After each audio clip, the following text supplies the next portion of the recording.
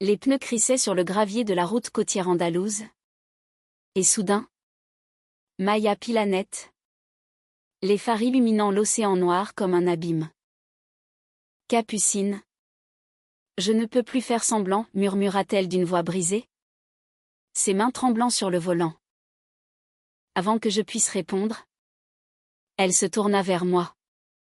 Et ses lèvres effleurèrent les miennes dans un baiser qui fit exploser le monde en éclats de feu et de sel marin. C'était l'été 2024. Et j'avais atterri à Séville par un caprice du destin, fuyant Paris et ses souvenirs amers. Capucine. C'est moi, une Parisienne de 25 ans, aux cheveux châtains qui cascadent en boucles rebelles, les yeux verts hérités de ma mère bretonne, et un cœur qui battait toujours pour les femmes, même si la vie m'avait appris à le cacher sous des sourires polis. J'étais venue en Espagne pour un stage en architecture, attirée par les courbes sensuelles des bâtiments de Gaudí à Barcelone. Mais le hasard m'avait menée plus au sud, vers les plages sauvages de la Costa del Sol. Maya était ma conductrice Uber. Une femme de 28 ans au tempérament fougueux, avec des cheveux blonds coupés courts comme une déclaration d'indépendance, des yeux bleus perçants qui semblaient lire dans les âmes, et un corps athlétique forgé par des années de randonnée dans les sierras espagnoles. Elle se disait hétéro, mariée même, à un homme qu'elle appelait mon pilier. Mais dès notre première course, quelque chose avait cliqué. Elle m'avait ramassé à l'aéroport, sa voiture imprégnée d'une odeur de lavande et de tabac froid. Et nous avions discuté pendant des heures, bloqués dans les embouteillages sévillans. La France. C'est la romance. Non, avait-elle ri. Son accent espagnol roulant comme les vagues. Ici. En Espagne. C'est la passion brute. Les jours suivants, je l'appelais pour chaque déplacement de mon hôtel à un chantier à Grenade, puis à un café à Malaga. Maya n'était pas qu'une conductrice, elle était une conteuse, me narrant les légendes des morts, les fêtes flamenco où les corps se tordaient comme des flammes. Je me surprenais à la regarder plus longtemps que nécessaire, à noter la façon dont ses doigts tambourinaient sur le volant au rythme d'une guitare imaginaire. Elle portait toujours des jeans slim et des chemises blanches. Un style simple qui contrastait avec son esprit vif. Mon mari est en voyage d'affaires, confiait-elle un soir, alors que le soleil se couchait sur les oliveraies. Il me laisse libre. Mais parfois, la liberté pèse. Moi, je parlais peu de ma vie personnelle. À Paris, j'avais aimé une femme, Élise, qui m'avait quitté pour un homme, me laissant avec un vide que l'architecture ne pouvait combler. Les cœurs se brisent comme des vitraux, disais-je en riant. Mais mes yeux trahissaient la douleur. Maya écoutait. Posait des questions douces. Et bientôt, nos courses devinrent des rendez-vous. Un jour, elle m'emmena hors piste, vers une crique cachée près de Marbella. C'est mon secret, dit-elle en garant la voiture. Nous marchâmes pieds nus sur le sable, l'eau tiède léchant nos chevilles. Elle me parla de son enfance à Madrid, de sa mère française qui lui avait appris à cuisiner des crêpes, expliquant ce prénom atypique Maya, comme la déesse du printemps. Ce soir-là, assis sur les rochers, elle avoua, je n'ai jamais ressenti ça avec une femme. Mais avec toi, c'est différent. Je sentis mon cœur s'emballer. Était-ce possible? Elle. L'hétéro assumé. Avec son alliance qui brillait sous la lune? Je ne dis rien. De peur de briser l'instant. Mais le lendemain, elle m'appela pour une course spéciale, un pique-nique dans les montagnes de la Sierra Nevada. Nous rîmes. Mangions des tapas. Et pour la première fois, nos mains se frôlèrent. C'était électrique. Comme un orage andalou. Pourtant, des doutes planaient. Maya mentionnait souvent son mari, Pablo. Un homme d'affaires qui voyageait beaucoup. Il est bon pour moi, disait-elle. Mais ses yeux s'assombrissaient. Je me demandais si elle jouait.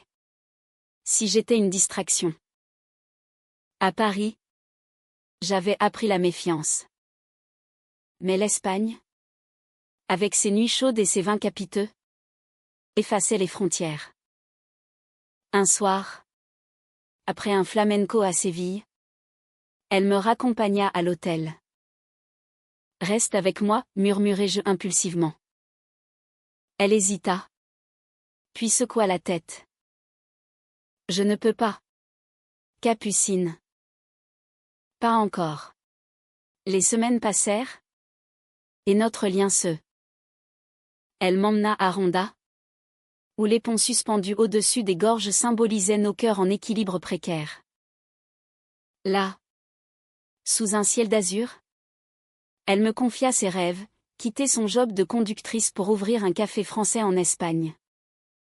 Avec des croissants et des histoires, rit-elle.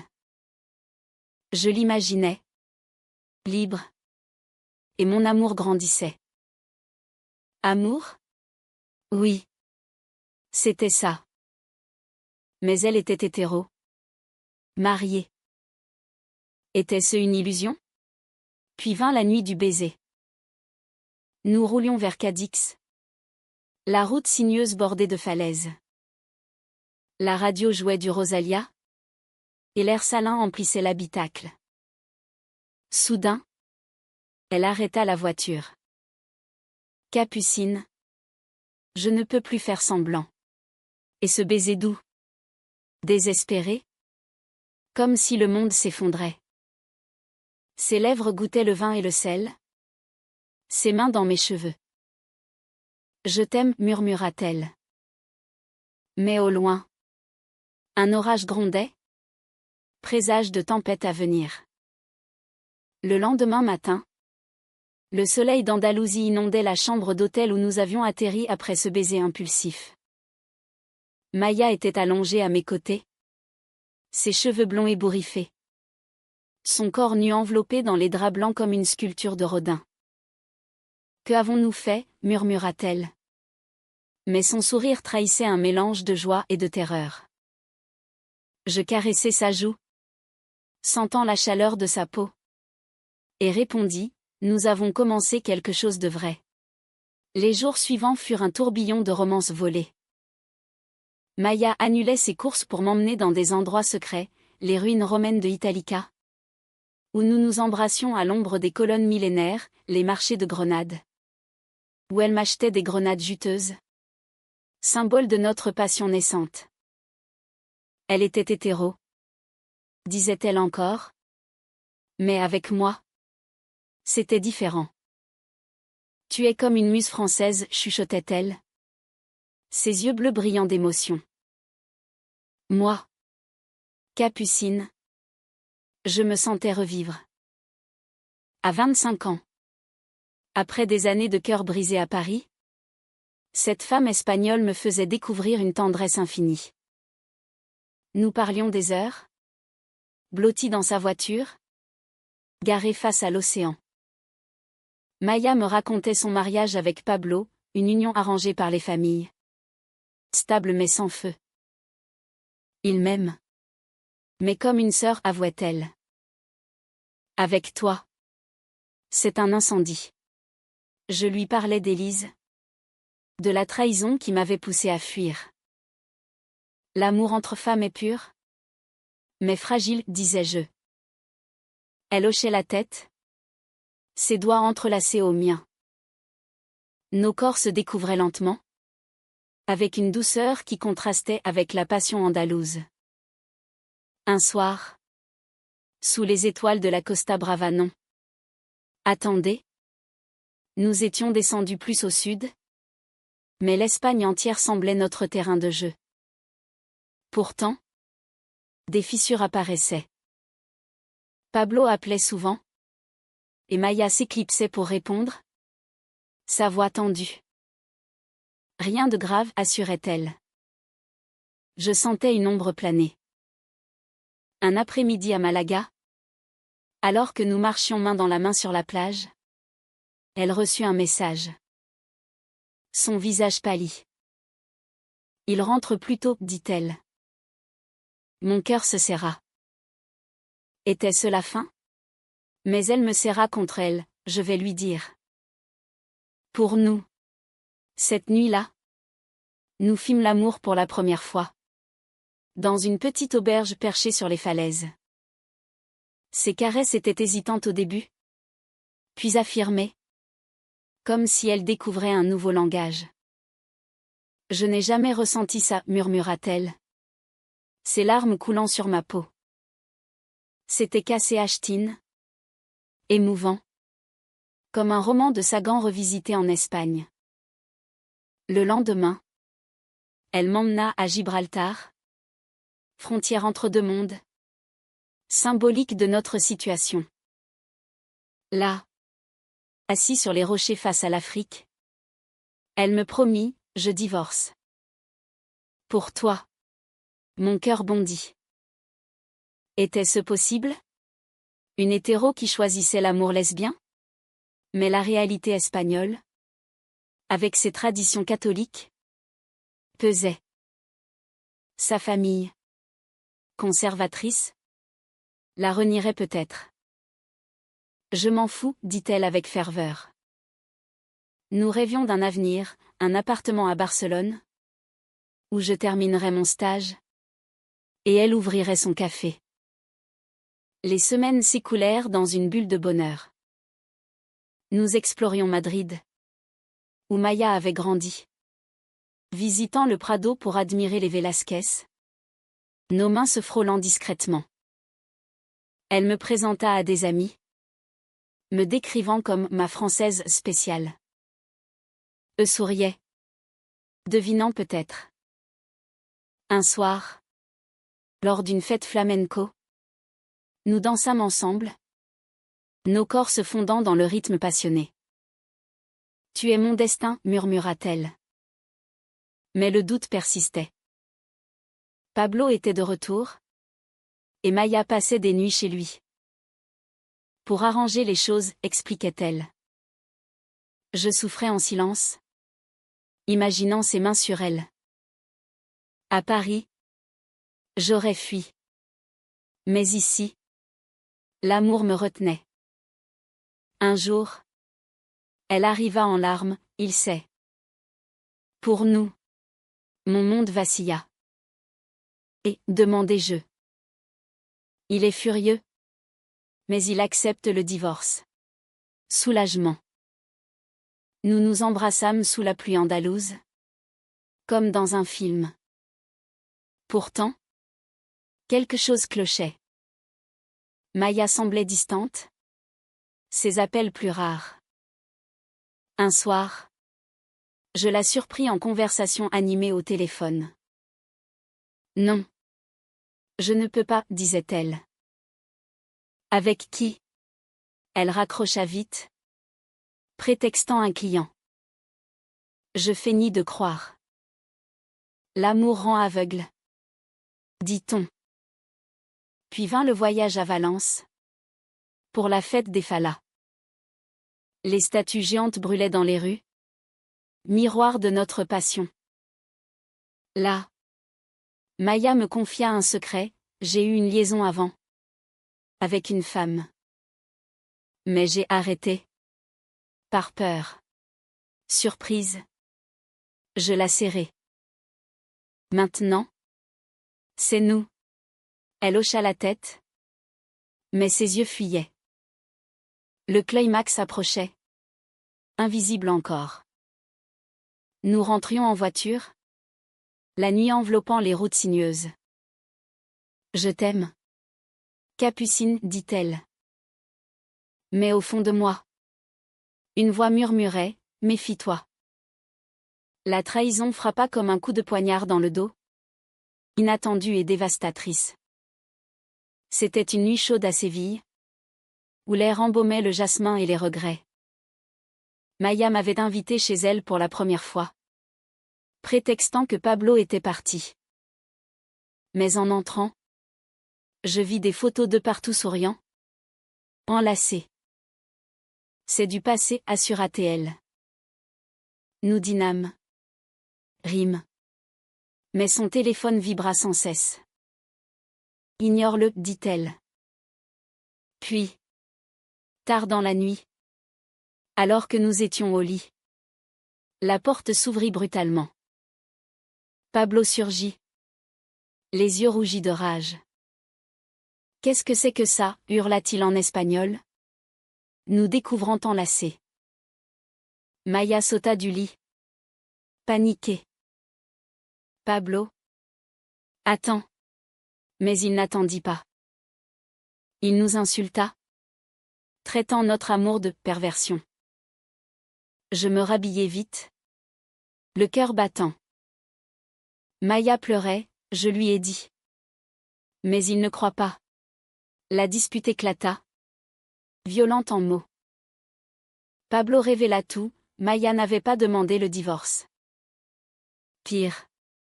Elle avait une autre amante, une femme de Madrid, qu'elle voyait en secret. Elle joue avec toi. Française, cracha-t-il. Mon monde s'effondra. Maya nia d'abord, puis avoua. Les larmes coulant, c'était avant toi. Je l'ai quitté. Mais les messages sur son téléphone prouvaient le contraire. Elle m'avait trahi. Jonglant entre Pablo, moi et cet autre. Je sortis en courant. Les rues de Séville floues sous mes larmes. Comment avait-elle pu? Elle, qui jurait son amour, qui m'avait fait découvrir une passion si profonde. Je errai jusqu'à l'aube, repensant à nos moments, les baisers dans la voiture, les promesses sous les étoiles. Était-ce tout faux? À 25 ans. J'avais cru en un amour pur. Mais l'Espagne m'enseignait la duplicité. Le lendemain, Maya me bombarda de messages, pardonne-moi. C'était une erreur. Je l'ignorais. Mais elle insista, m'attendant devant mon hôtel. Écoute-moi, supplia-t-elle. Ses yeux bleus gonflés. Elle expliqua, la peur l'avait retenue. Hétéro par éducation. Elle avait exploré avec cette femme de Madrid. Mais paniquée. Avait continué son mariage. Puis je suis arrivée. Et tout a changé. Mais j'ai rechuté. Par faiblesse, avoua-t-elle. Je t'aime vraiment. Le conflit intérieur me déchirait. La pardonner? Ou fuir? Nous nous disputâmes dans sa voiture, garée au bord du Guadalquivir. Tu m'as brisé, criai-je. Elle pleura, je sais. Mais sans toi. Je suis perdue. C'était cassé Ashtine. Nos émotions à vif comme un tango argentin. Finalement. Je partis. Prenant un train pour Barcelone. Espérant l'oublier. Mais Maya me suivit. À Barcelone. Elle apparut à mon chantier. Suppliante. Donne-moi une chance. Contre toute raison. Je cédai. Nous reprîmes. Plus prudente. Elle quitta Pablo pour de bon. Signant les papiers. Pour nous, dit-elle. Notre amour approfondi. Teinté de cicatrices. Nous explorâmes la Catalogne. Grimpant à Montserrat. Où les montagnes symbolisaient notre résilience. Pourtant, la trahison laissait des traces. Je doutais. Vérifiais son téléphone. Un soir, à la Sagrada Familia, elle s'énerva, arrête de me soupçonner. La dispute éclata. Haute en couleur. Tu m'as trahi une fois, répliquai-je. Elle partit en claquant la porte. Le Hautra au vin lors d'une nuit orageuse. Maya disparut. Et je la cherchai partout. Finalement. Je la trouvai dans un bar. Ivre. Avec l'autre femme de Madrid. Mon cœur se brisa net. C'est fini, hurlai-je. Elle tenta de s'expliquer, c'était un adieu. Mais je n'écoutais pas. Je courus sous la pluie. Les rues de Barcelone glissantes comme mes larmes. Seul dans mon hôtel, je pleurais des heures. L'amour lesbien. Si beau. Si vulnérable aux trahisons. Maya appela. Supplia. Mais je bloquai son numéro. Le lendemain, je décidai de rentrer à Paris. L'Espagne m'avait donné la passion, mais aussi la douleur. Avant de partir, un dernier message, je t'aime, Capucine. Pardonne-moi un jour. Je ne répondis pas. Mais au fond, une étincelle persistait. Les mois suivants à Paris furent un brouillard gris, contrastant avec les couleurs vives de l'Espagne. Je repris mon travail en architecture, dessinant des lignes droites pour contrer le chaos de mon cœur. Capucine. 25 ans. Plus mûre désormais, avec des cicatrices invisibles. Maya hantait mes rêves, ses yeux bleus, son rire, ce baiser dans la voiture. La trahison brûlait encore, mais l'amour, tenace, refusait de s'éteindre. Un jour, un colis arriva, une boîte de grenades andalouses, avec une lettre. Capucine. Je pense à toi chaque jour. J'ai quitté l'autre. Divorcé de Pablo. Je suis libre. Mais vide sans toi. Viens me voir. Signé Maya. Mon cœur trembla. Était-ce sincère? Je l'ignorais. Mais les souvenirs affluaient, nos promenades à Grenade. Nos nuits passionnées. Paris m'étouffait. Un soir, lors d'une exposition sur l'art espagnol, je vis une peinture de deux femmes enlacées, cela me frappa comme un signe. J'appelai Maya. Pourquoi, demandai-je. Sa voix. Brisée, parce que tu es mon vrai amour. La trahison était de la peur, pas du manque d'amour. Nous parlâmes des heures, déversant nos âmes. Je décidai de retourner en Espagne, pour une confrontation finale. À Séville. Elle m'attendait à l'aéroport, plus mince, les yeux cernés. Merci d'être venu, murmura-t-elle. Nous marchâmes en silence jusqu'à sa voiture, la même où tout avait commencé. Là. Assis. Elle pleura, j'ai tout perdu pour mes erreurs. Ma famille m'a renié. Mais je m'en fous. Je veux être avec toi. Honnêtement. Je la regardai, voyant la femme vulnérable derrière la façade. Prouve-le, dis-je. Elle hocha la tête. Nous partîmes pour un voyage de rédemption, vers les villages blancs d'Andalousie, où nous reconstruisîmes notre lien. Pas de passion immédiate, mais une tendresse patiente. Elle me montra ses papiers de divorce, effaça tous les contacts suspects. Je suis à toi, jura-t-elle. Les jours devinrent semaines. À Ronda, sur le pont suspendu, elle s'agenouilla, épouse-moi. Capucine. Pas un mariage traditionnel, mais un engagement. Mon cœur, guéri par le temps, accepta. Oui. Mais avec vérité. Notre vie ensemble commença, un appartement à Barcelone, où je terminai mon stage, et elle ouvrit son café français, les deux amantes, avec des croissants et des histoires. Nous affrontâmes les regards, les jugements. Mais notre amour, forgé dans le feu, était solide. Maya. l'ex-hétéro embrassa pleinement son identité, participant à des prides en Espagne. Le dénouement fut personnel. Un soir, sur la plage de Marbella, nous nous assîmes face à l'océan.